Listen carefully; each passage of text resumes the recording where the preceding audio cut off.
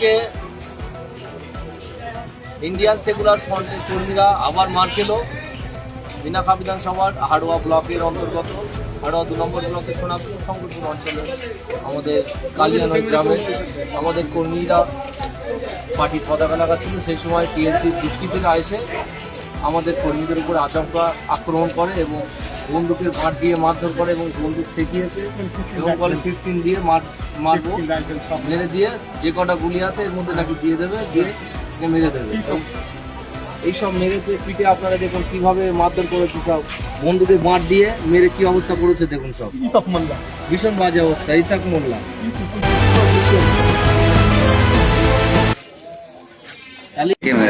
মেরেছে, রাইফেল ধরেছে বুকি ইসব মাস্টারের লোকজন নোনো, ইসবের ভাই নোনো, ওরাই হচ্ছে গ্রামের এক্ষুনি মাস্টারের ক্যাডার ভাই।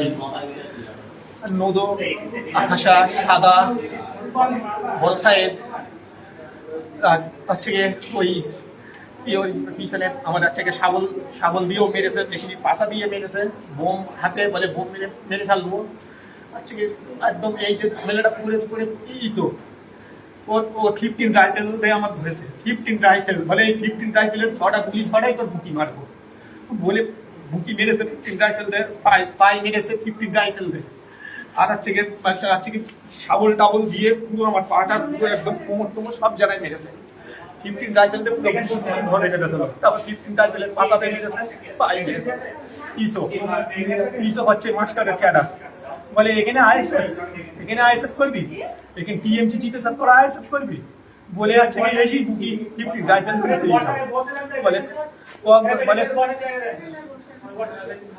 এই মাথায় মেরেছে, মাথায়ও মেরেছে 15 রাইফেলের পাশাতে বুকি মেরেছে। ইসব বলতেছে মানে 15 রাইফেলের কোন অঞ্চল? হ্যাঁ, সোনাপুর শঙ্করপুর অঞ্চল, কালিয়ানই গ্রাম। 56